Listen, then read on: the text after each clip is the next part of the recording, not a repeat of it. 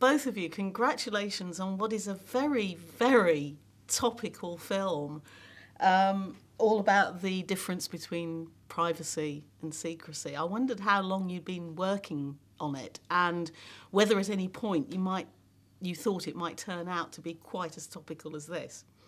I've wanted to do a film that was exploring privacy for a long time, because we all talk about a war, a war for privacy, but there was no war. We already lost it because we gave it away without a fight, all for convenience, and I wanted to sort of explore that. So when you realised, when the penny dropped, that everybody was going to be talking about the theme of your film, how did you react? I told you so, I guess, is the easiest thing to say. How did you feel, Clive? Yeah, I mean, you knew even before all the recent things that have happened with Cambridge Analytica that it was a hugely topical theme, the whole idea of, privacy and, and how we don't have any. And now everybody's talking about it and inevitably talking about the film as well, which is great. It's a vision of the future, a very bleak vision of the future, and actually when you look at it, it's very grey, which made me feel that it was actually quite like the Eastern Bloc countries in the past. And I wondered how much of the visual side of the film was inspired by the past, and in fact the atmosphere that goes with it as well.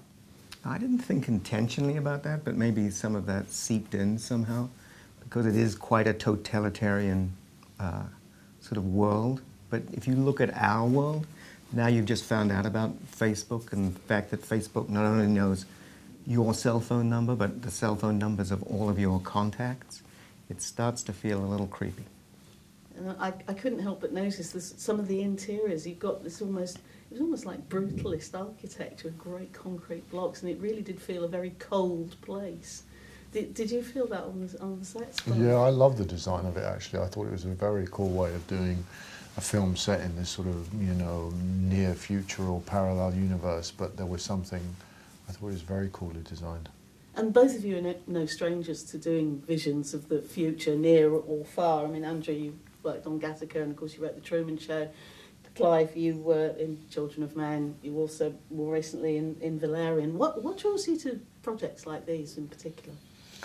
I think there's similarities between this movie and Children of Men in that there's a way of looking at hugely relevant topical subjects, and if you push it a little bit into the future, you can address it in a way that isn't heavy-handed and also is saying we have to watch out because this is where we're heading. Andrew? Yeah, I think it's a way of talking about the present, actually. And as soon as you go a little step into the near future, people feel more comfortable. They go, oh, well, this has nothing to do with me, even though hopefully it's a lot to do with them. Certainly seems like it from this film, anyway. And of course, having finished ANON, you're back working together again, I believe, with Ang Lee on Gemini Man. Not exactly together. No, I did do an early. At a distance. I did an early draft of the script, and I just thought it was a great idea. Yeah. And Clive, you're obviously in the cast. Can you tell us anything about your role? Yeah, no, well, it's a film about cloning, and Will Smith's character is cloned, and I play the surrogate father of the younger version. Mm. And filming's already underway. Filming's underway, yeah. We've been shooting in Savannah, Georgia, and heading to Budapest in a couple of weeks. So when can we expect to see this then?